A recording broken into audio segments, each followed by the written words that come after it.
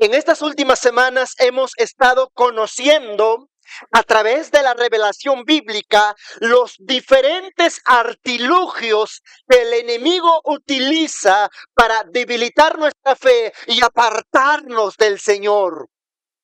Yo quiero pedirte, amado hermano, que usted considere estas cosas con mucha solemnidad y lo asuma con mucha importancia.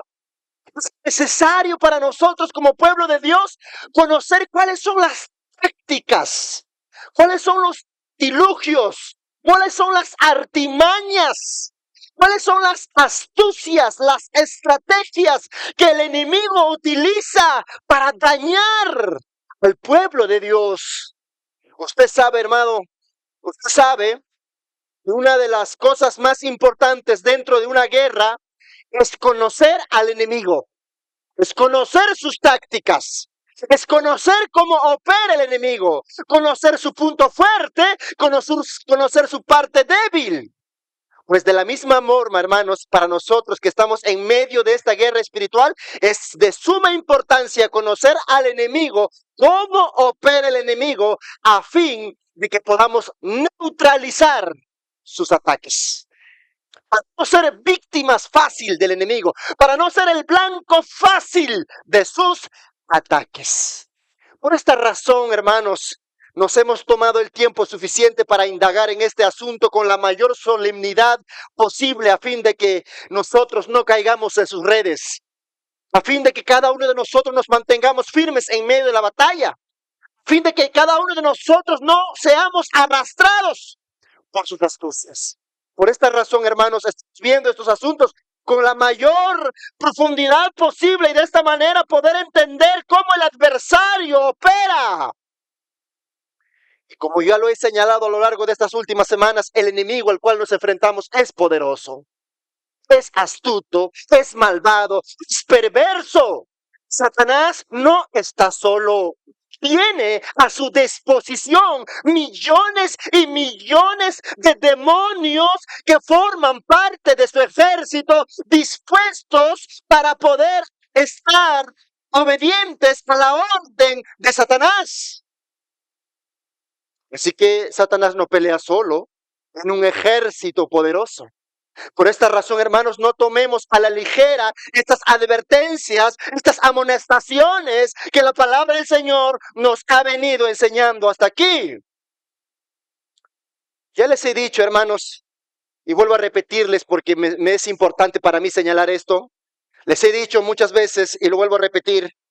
Cuando hablo de esto, no estoy señalando que usted tenga miedo al enemigo. No estamos hablando de tenerle miedo al enemigo. Estamos hablando de que nosotros debemos estar preparados, pero no podemos subestimar al enemigo. No podemos nosotros pasar a la ligera al enemigo. No podemos darlo al enemigo por alguien que no existe. Ese es el peor error que un creyente puede cometer. Así que usted no subestime a Satanás y sus demonios. No le tenga miedo tampoco, porque es un enemigo vencido. El príncipe de este mundo ha sido derrotado. Es un demonio, es un ser que ha sido arrebatado. Es un vagabundo espiritual. Así que el príncipe de este mundo ya se quedó sin palacio, se quedó sin derechos, es un príncipe desposeído y es un príncipe condenado y sabe que se acerca a su final. Amén, iglesia. Así que teniendo en mente en esto, quiero conectarlo con las últimas 3 astucias que el enemigo opera en medio del pueblo de Dios.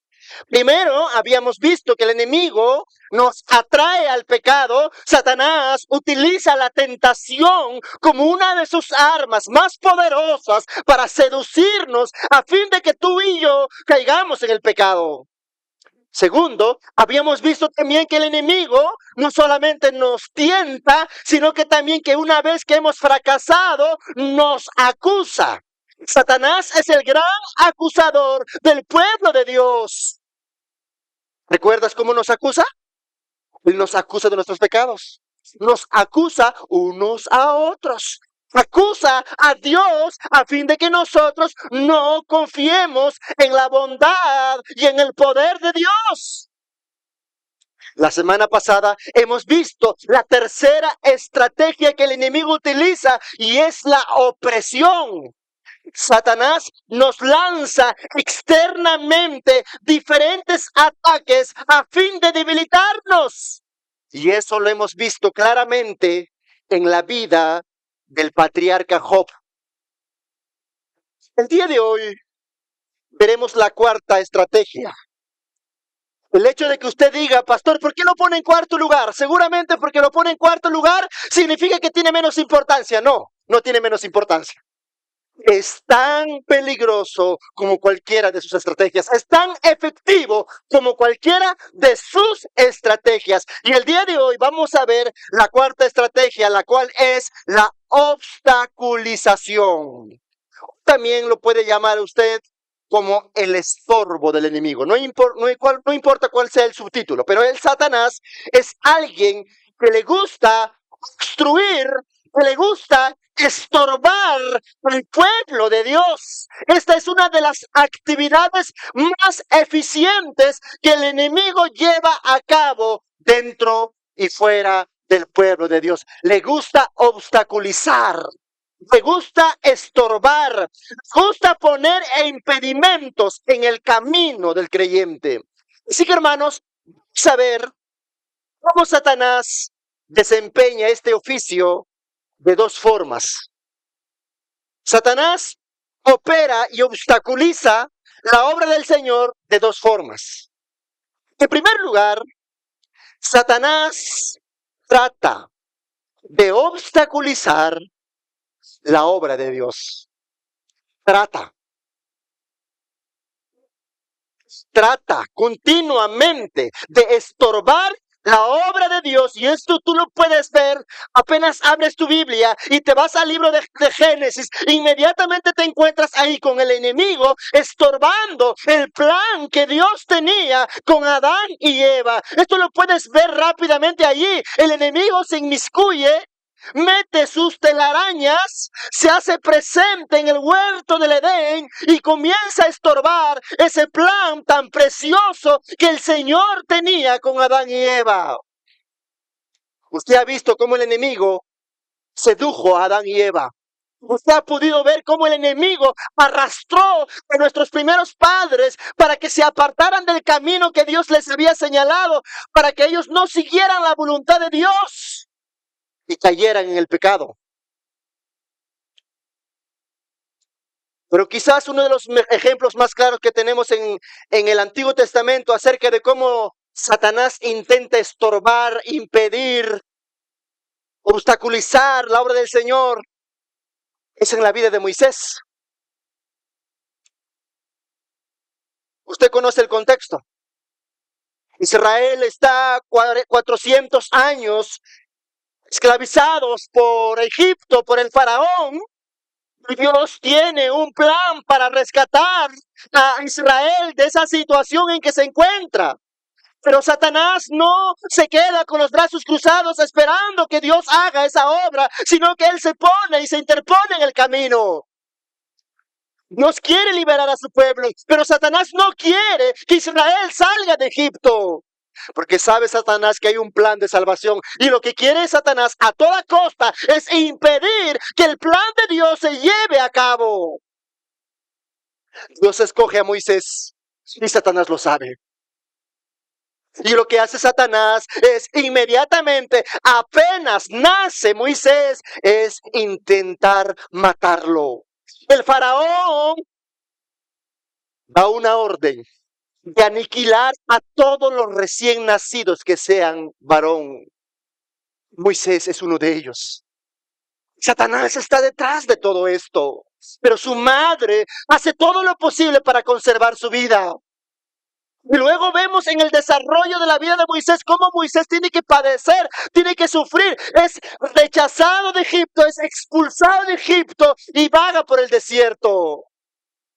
Satanás, de una y otra manera, intenta acabar con Moisés, porque sabe que Dios tiene un plan con Moisés, porque sabe que hay un plan de liberación para el pueblo de Israel, y el enemigo no quiere que Dios lleve a cabo sus planes redentores en Israel.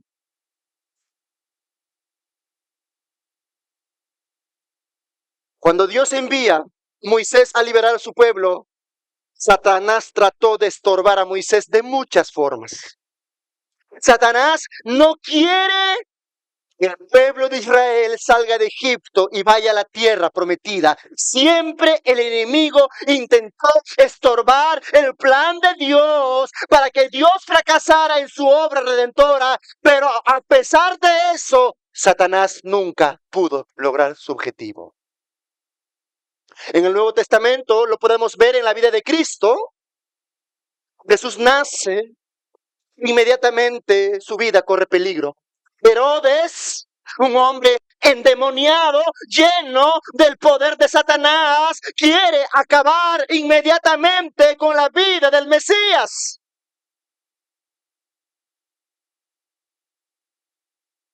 María y José tienen que sacar a Jesús de los territorios donde gobierna este malvado rey y huyen a Egipto. Satanás intenta obstaculizar el plan redentor que tiene que llevar a cabo el Mesías, y cuando Jesús cumple su tiempo para empezar su ministerio, Satanás intenta tentarlo en el desierto, intenta que él fracase en el desierto, pero no puede. Jesús resiste, Jesús pelea, Jesús es el postrer Adán y no fracasará en la misión que ha recibido del Padre. Pero una de las formas en que Satanás ataca es algo maravilloso y lo podemos ver en Mateo capítulo 16. Jesús está rumbo a Jerusalén. Después de 3 años de ministerio, sabe que lo que le espera en Jerusalén. Le dice a sus discípulos que él va a padecer. Le dice a sus discípulos que él tiene que morir a manos de los judíos, a manos de los gentiles. Le dice a sus discípulos que él va a tener que partir. Ante semejante declaración, Pedro se opuso. Mateo 16:22 dice lo siguiente. Entonces Pedro, tomándolo aparte, comenzó a reconvenirlo. Es decir, comenzó a decirle muchas cosas al Señor Jesús, diciendo: Señor, ten compasión de ti mismo, en ninguna manera esto te acontezca. Jesús le está diciendo a sus discípulos lo que Dios el Padre le había encomendado. Y Jesús les declara a Pedro y a los demás que Él tiene que morir, que Él tiene que padecer y que luego Él va a resucitar. Le dice estas noticias a los apóstoles, pero los apóstoles no entienden esta verdad. Pedro ama a Jesús como nadie más y no quiere que le pase nada malo a su maestro. No quieren perder a su maestro. No quieren perder a Jesús. Entonces Pedro va y le dice: Señor, por favor, ten compasión de ti mismo, que esto no te acontezca. La intención de Pedro es buena, la intención de Pedro es humanitaria. ¿Por qué no nosotros lo haríamos? En el versículo 23 del capítulo 16, Jesús responde: pero él, es decir, Jesús, volviéndose, dijo a Pedro. ¿Qué le dijo a Pedro? Quítate delante de mí, Satanás. Me eres tropiezo, porque no pones la mira en las cosas de Dios, sino en las de los hombres. Hermano, Jesús vio algo que nadie más miró. Jesús vio que el que estaba hablando, el que estaba detrás de toda esa palabra de lamentación, de cuidado, de compasión, no era Pedro, sino que era Satanás. Satanás utilizó la voz de Pedro para obstaculizar la voluntad del Padre. ¿Sabes por qué Jesús le llamó a Pedro Satanás? Le dijo: apártate de mí, Satanás. Imagínate cómo se quedó Pedro ahí. ¿Sabes por qué le dijo así Jesús a Pedro? Le dijo porque Pedro estaba oponiéndose al plan soberano de Dios. Y nadie más se puede oponer a la voluntad de Dios como Satanás mismo lo hace. Así que cuando Pedro vino con sus palabras de lamento, el que realmente estaba detrás de todo esto era nada menos que Satanás, seduciendo el pensamiento de Pedro para que dijera esas palabras a fin de que Jesús no llevara a cabo la misión por la cual él había venido. Aquí encontramos algo muy importante, hermanos. Satanás puede utilizar a tus amigos para obstaculizar el plan de Dios en tu vida. Satanás puede utilizar los mejores deseos de tu mamá, de tu papá, de tu esposa, de tu esposo, a fin de apartarte de Cristo. Satanás puede utilizar a las personas que te rodean a fin de impedir que el plan de Dios se cumpla o se lleve a cabo en tu vida. Los buenos consejos que la gente te da pueden ser inspirados por Satanás. Por eso aquí radica la importancia de ¿qué? De que tú entiendas la palabra. Aquí lo que determina las decisiones que tú tienes que seguir es la voluntad de Dios que está aquí en su palabra. No son los consejos de la gente, no son los consejos de mamá, papá, no son los consejos de los amigos, porque detrás de esos buenos consejos puede estar nada menos y nada más que el enemigo. ¿Para qué? Para descarrilarme del camino correcto o de la voluntad de Dios. No pongamos, hermanos, en tela de juicio la palabra del Señor. La única verdad, la única lámpara que tenemos nosotros en este mundo para caminar es la palabra de Dios. Pero Satanás puede meterse en nuestras vidas a través de los buenos amigos. Por esta razón Pedro fue reprendido. Porque Pedro no miraba en las cosas de Dios. Pedro analizaba las cosas humanamente y Jesús no dudó en decirle: apártate de mí, Satanás. Porque tú no pones la mira en las cosas de Dios. Tu mirada está puesta en las cosas de este mundo. Yo no he venido a este mundo para cumplir tus deseos, sino para cumplir los deseos de mi Padre. Y lo que Pedro estaba haciendo era oponerse a la misión que Cristo le había encomendado. Y no nadie es más que Satanás puede hacer eso. Por eso Jesús le dijo: apártate de mí, Satanás. Satanás no solamente estorbó a Jesús, sino que también a los apóstoles, especialmente a Pablo. Su primera carta de Tesalonicenses, capítulo 2, versículos 17 al 18, leemos esto. Dice así: Pablo manifiesta lo siguiente: en cuanto a nosotros, hermanos, ¿estamos aquí, hermanos? En cuanto a nosotros, hermanos, separados de vosotros por un poco de tiempo, de vista, pero no de corazón. ¿Qué es lo que deseaba el apóstol? Deseábamos ardientemente ver vuestro rostro. Por eso quisimos ir a vosotros. Yo, Pablo, ciertamente una y otra vez. Pero Satanás nos estorbó. ¿Qué hizo Satanás? Estorbó. Impidió, obstaculizó. Lo que Pablo está señalando aquí es que él quería visitar a la iglesia de Tesalónica. Una y otra vez intentó llegar a esa región para poder consolar, animar a los hermanos, pero no pudo llegar porque Satanás le estorbó. La palabra estorbar, encontramos aquí en griego, expresa la idea de cortar una carretera o hacer impasable un camino. O también puede significar detener temporalmente el camino o la marcha de alguien. Pablo acusa a Satanás de cortarle el camino, de arrojarle piedras en el camino, a fin de que no lleve a cabo la obra del Señor.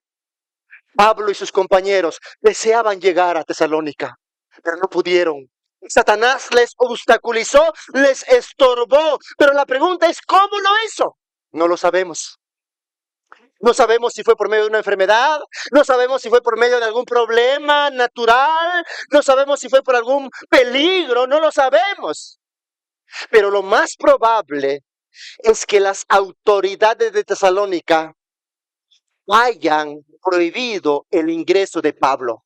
Recuerde usted que durante su primera visita, cuando llegó a Tesalónica en su primera obra misionera, tuvo que salir de Tesalónica huyendo, ya que las autoridades lo expulsaron. Y posiblemente las autoridades, seducidos por Satanás, impidieron que Pablo y sus amigos volvieran nuevamente a Tesalónica. En pocas palabras, detrás de todo este complot estaba nada menos y nada más que Satanás. ¿Está aquí, hermano? ¿Está aquí? Satanás hace eso. Satanás estorbó a Pablo, pero Pablo no se quedó con los brazos cruzados. Pablo dijo, sí, el enemigo me ha estorbado de visitarlos, pero es por poco tiempo. Pero Pablo no se amilanó, no se rindió, sino que Pablo comenzó a pensar cómo podría contrarrestar esta gran oposición. Cuando nosotros estudiamos 1 Tesalonicenses, posiblemente, según los historiadores, 1 Tesalonicenses sea la primera carta que Pablo escribió. Años 50, después de Cristo. Como Satanás le estorbó que él llegara físicamente a Tesalónica, esto le dio una idea de Pablo, de que aunque él no iba a llegar físicamente a esas regiones, podía llegar por medio de las cartas. Entonces Pablo emprende por primera vez en escribir cartas a las iglesias. Satanás había querido impedir a Pablo de que él llegara físicamente a Tesalónica, pero él no se dio cuenta que esto iba a obrar para bien. De que ahí Pablo iba a comenzar a escribir las cartas que hasta ahora nos han llegado, gracias a que Satanás obstaculizó a Pablo. ¿Está entendiendo, hermano, usted aquí? Satanás siempre va a intentar obstaculizar la obra del Señor, pero no podrá. No podrá, siempre fracasará. Por eso el título es Satanás trata, pero no puede obstaculizar la obra del Señor. Hermanos, el enemigo siempre intentará arrojar obstáculos en el camino del cristiano. Especialmente, Satanás no quiere que la gente entienda, conozca el evangelio. Satanás no quiere que la gente oiga la palabra del Señor. Satanás no quiere que los incrédulos conozcan la verdad de Cristo. ¿Estamos aquí, hermanos? Así como Satanás intentó obstaculizar a Pedro, también lo hará con nosotros. No es diferente hoy. Satanás hoy en día sigue obstaculizando la obra del Señor. Él no quiere que los incrédulos conozcan el evangelio. En la parábola del sembrador, Jesús nos enseña cómo Satanás opera para que el evangelio no sea extendido, no sea aceptado por los incrédulos, por la gente que está afuera, perdida. En la parábola del sembrador, Jesús hace una explicación. Cuando el sembrador lanza la semilla y cae en el camino, Jesús hace la explicación y dice en el versículo 15 de Marcos 4, dice así: los que caen junto al camino, la semilla que cayó junto al camino, ¿qué representa? Son aquellos en quienes se siembra la palabra. Pero después que la oyen, ¿quién viene? Viene Satanás y quita. ¿Qué cosa quita? La palabra que se sembró en sus corazones.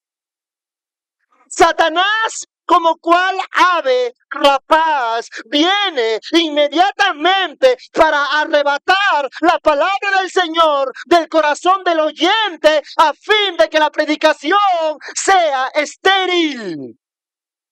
El objetivo del enemigo es neutralizar el efecto de la palabra de Dios en el corazón de los oyentes, de modo que esas personas no vengan a vida eterna. ¿Puede usted ver cómo es el maligno? ¿Puedes ver cómo Satanás impide que la palabra de Dios transforme al oyente? ¿Puedes ver cómo arrebata la palabra que fue sembrada en el corazón de los oyentes? ¿Puedes mirarlo? ¿Puedes notarlo? Satanás es el gran ladrón de los sermones.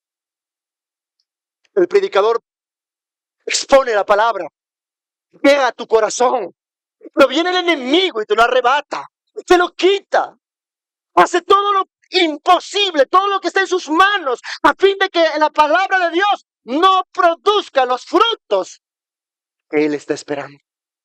Especialmente esto hace Satanás donde hay iglesias que predican el evangelio.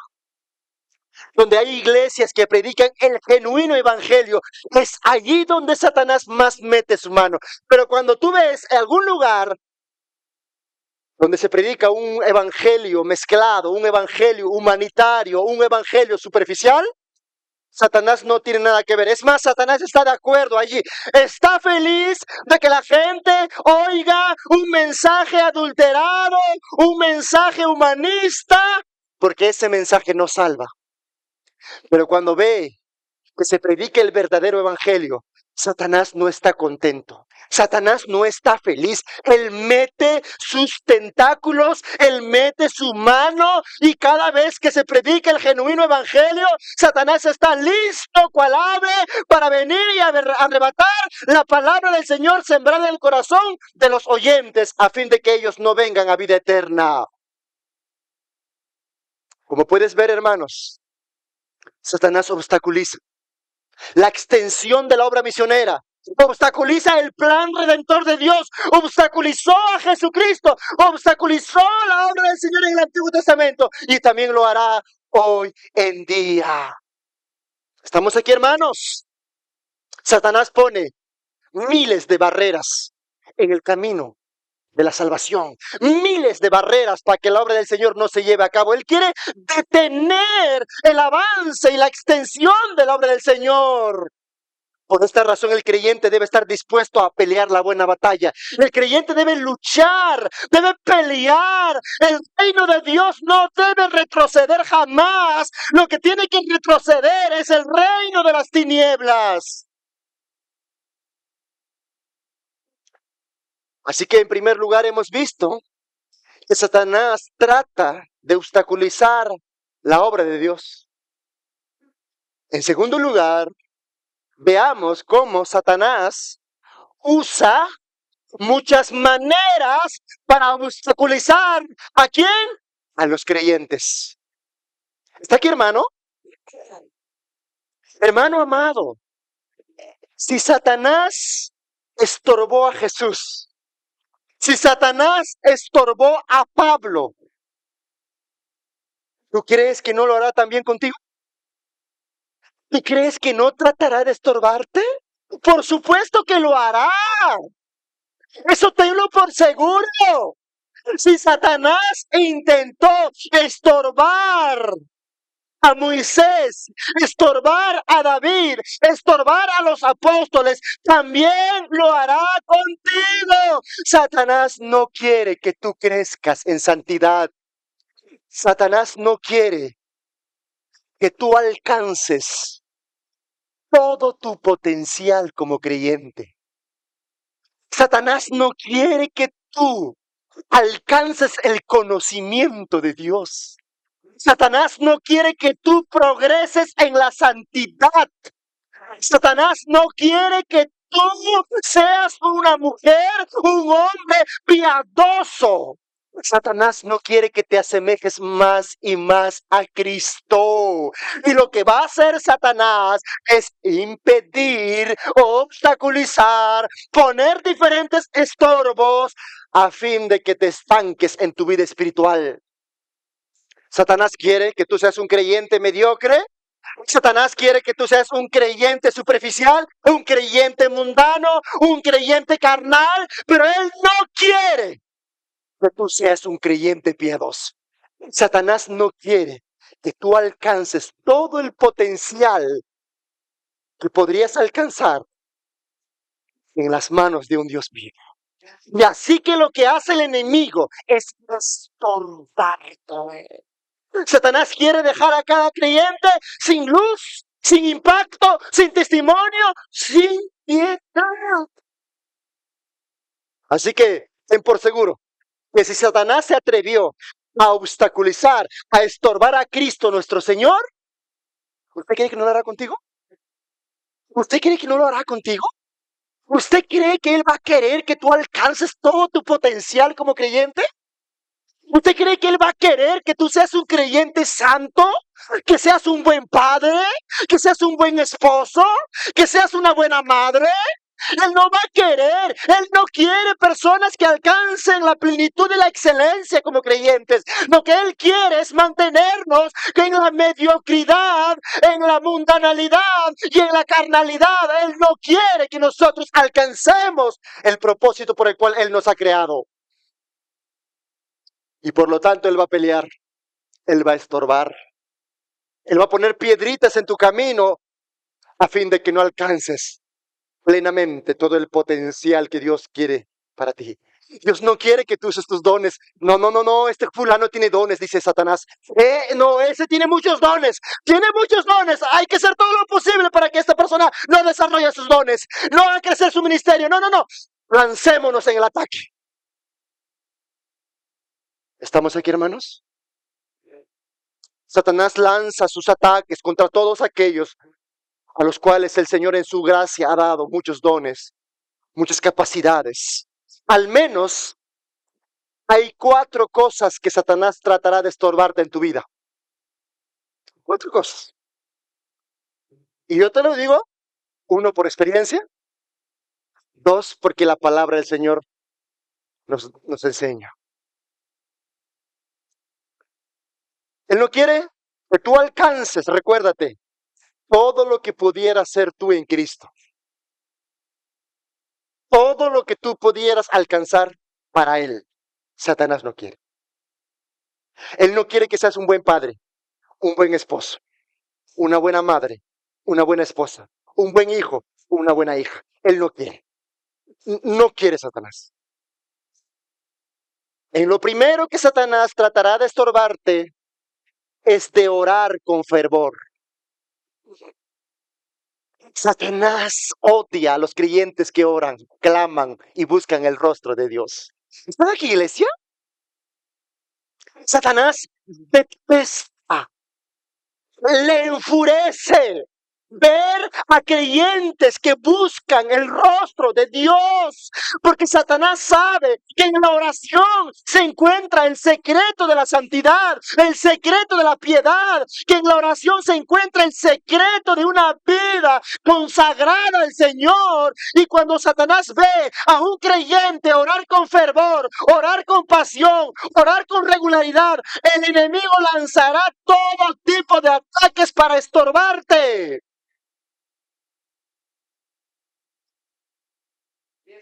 Jesús dijo en Mateo 26:41, velad y orad para que no entres en tentación. El secreto de la vida de victoria en el creyente es la oración. Por eso Jesús dijo, velad y orad.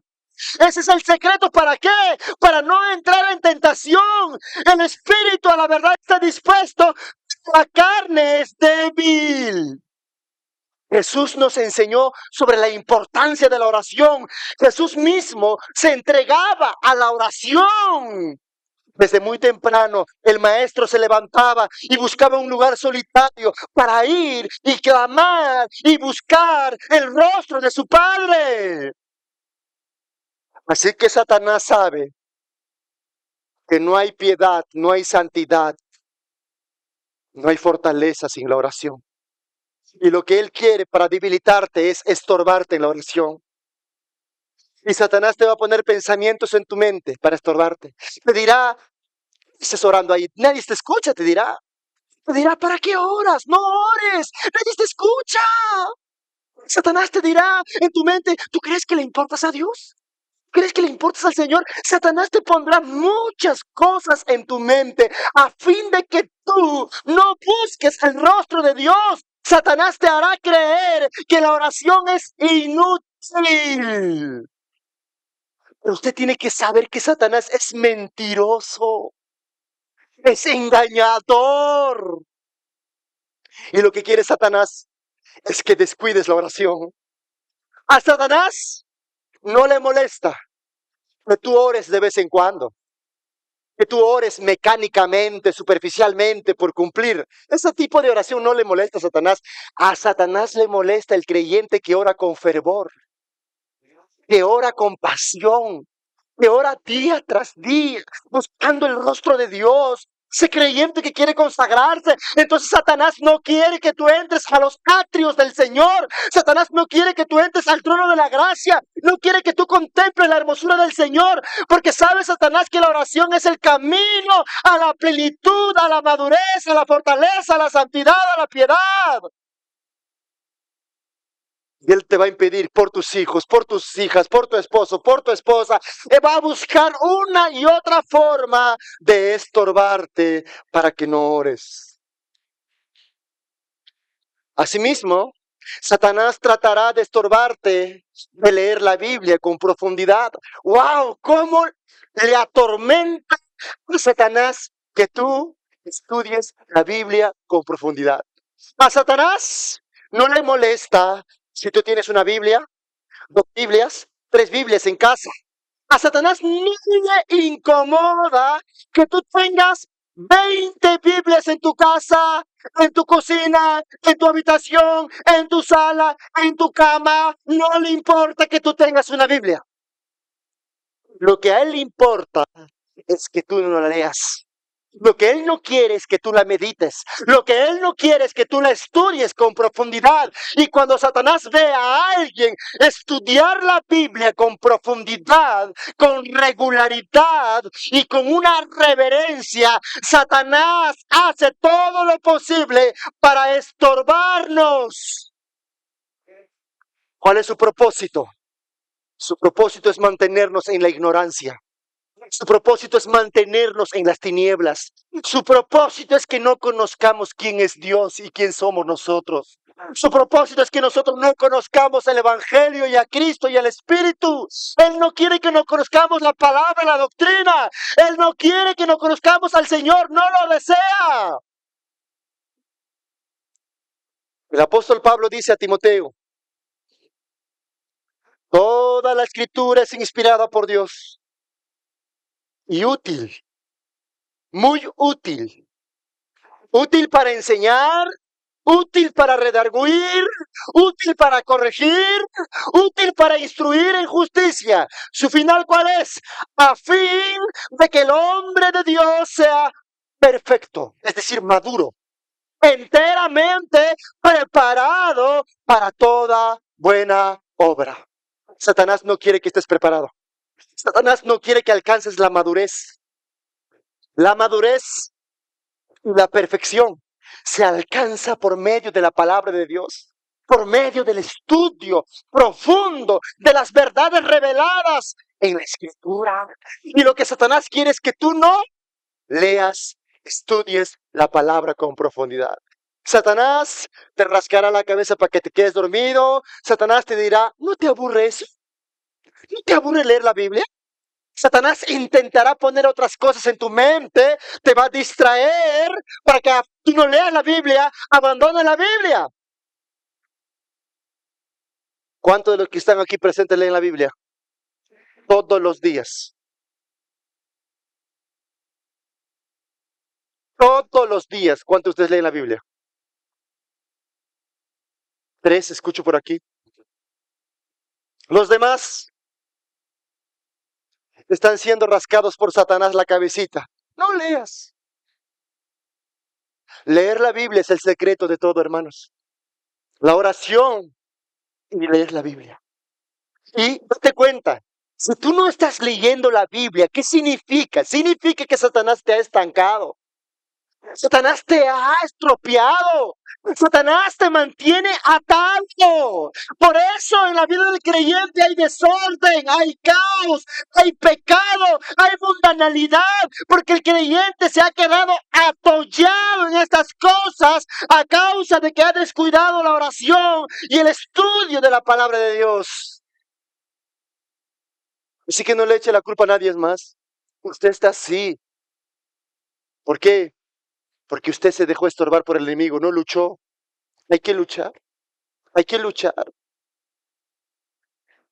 Recuérdate que el enemigo tiene a su favor dos aliados, la carne y el mundo. Utilizará el mundo para distraernos. Utilizará nuestra carne para darnos aburrimiento cuando leamos la Biblia. Yo recuerdo, hermano, esas primeras veces cuando yo empecé la vida cristiana. Cómo me aburría leer la Biblia, cómo me daba sueño al principio. Pero luché. A lo largo de los años, hermano, para mí leer la Biblia es un deleite. No puedo vivir y ser cristiano sin orar y sin leer. Ni un solo día. Ni un solo día. Lo tercero que Satanás tratará de estorbarte es de congregarte fielmente. ¿Cuántos creyentes no congregan fielmente? Eso le encanta a Satanás. Le fascina al enemigo que tú no vengas a la iglesia, que te faltes, que vengas cuando quieres, que mires las cosas del Señor con así de lejitos, que no te comprometas con el rebaño. ¿Eso es lo que quiere Satanás? Hebreos capítulo 10, versículo 25 dice la palabra, no dejando de congregarnos como algunos tienen por costumbre, sino exhortándonos, y tanto más cuando veáis que aquel día se acerca. Congregarse es importante. Congregarnos es de suma importancia. ¿Por qué? Porque al congregarnos seremos ministrados por el Espíritu Santo. Al congregarnos, escucharemos la palabra de Dios, la recibiremos. Al congregarnos, seremos animados unos a otros. Al congregarnos, tendremos comunión con Dios y los unos con los otros. Y eso es lo que Satanás no quiere. Satanás no quiere que tú te comprometas con la iglesia. No quiere que tú te acerques más al Señor. Y Él pondrá en tu camino muchos obstáculos. ¿Y sabes lo que te dirá Satanás en tu mente?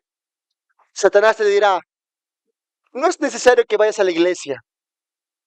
No, Dios está en todas partes. Como Satanás es bíblico en esa parte. Y te va a decir, no es necesario que vayas a la iglesia. No, Dios está en todas partes. Puedes cantarle en tu casa. Hermano, una de las frases más diabólicas, una de las frases que Satanás ha inventado es eso. Yo puedo servir a Dios en mi casa, no es necesario que vaya a la iglesia. Esa frase tiene como autor a Satanás. Porque Satanás no quiere que tú vayas a la iglesia, no quiere que recibas la palabra, no quiere que seas ministrado por el Espíritu, no quiere que le cantes, no quiere que le adores, no quiere que Él tengas comunión con Dios y con los hermanos. Hermano amado, Satanás tratará de estorbarte que vengas a la casa del Señor.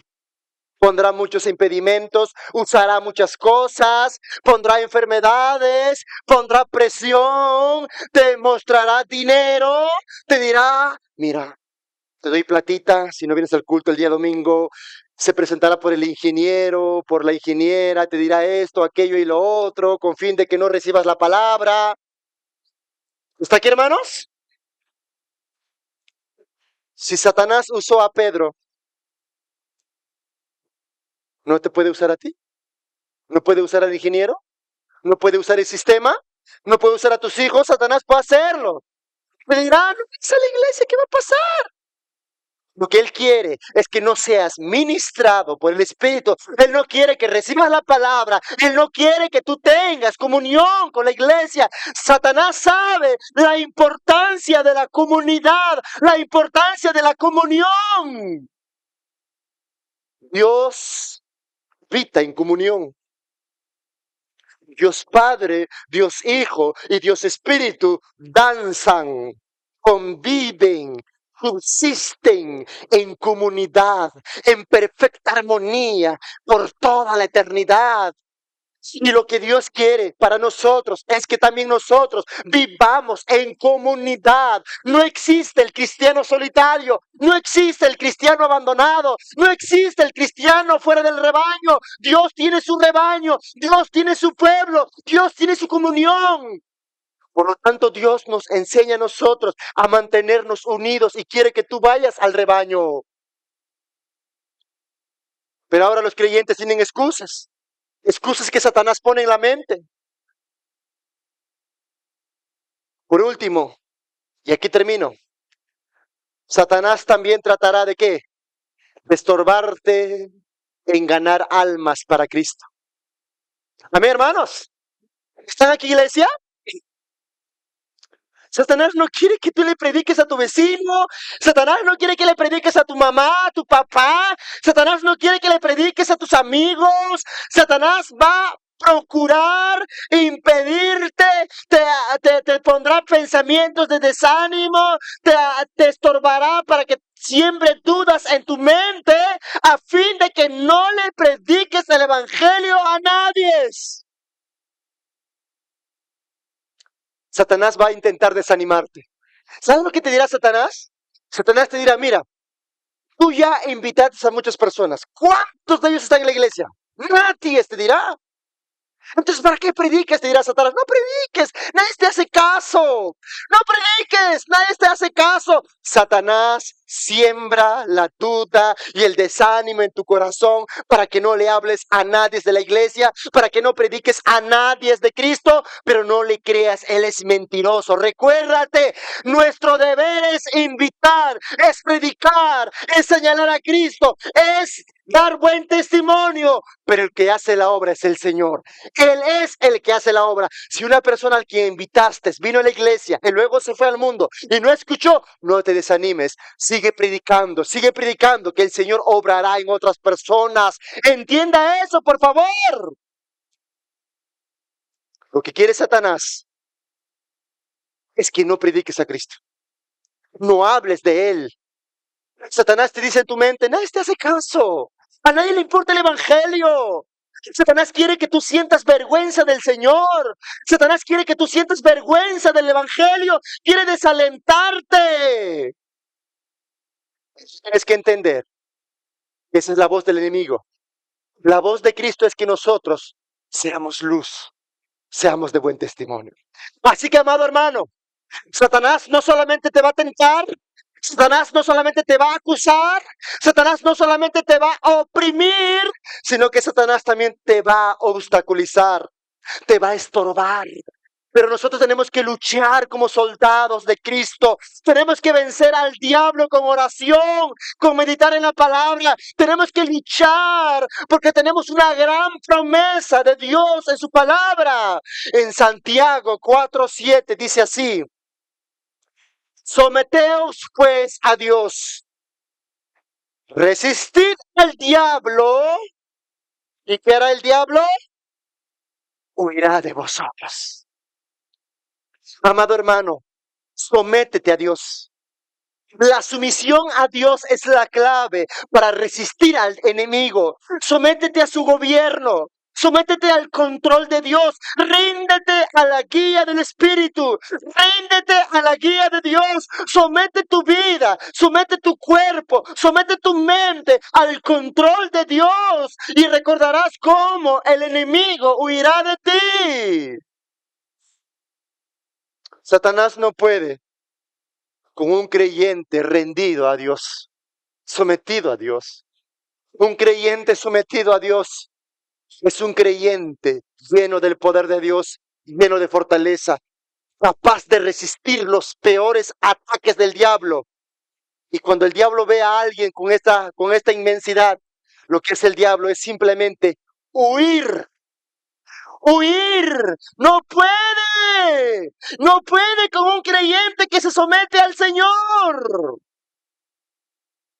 Amén, hermanos. Así que tú eliges, o bien te sometes a Dios, o bien te sometes al diablo, o bien te sometes a la palabra del Señor y peleas la buena batalla, peleas como un buen soldado de Jesucristo, o bien te sometes al diablo. Y el diablo, al someterte a su dominio, él te tendrá en tinieblas, en desorden, en caos y en miserias. Así que, hermanos, poniendo la mirada en la cruz, poniendo la mirada en Cristo Jesús, vamos a pelear contra el enemigo y vamos a someternos al control absoluto de Dios, individualmente cada uno de nosotros y colectivamente como iglesia. Someternos a Dios, resistir al diablo, y el diablo huirá de nuestra casa, huirá de nuestras vidas, huirá de la iglesia. Él no tendrá lugar dentro de nuestras vidas. Amén.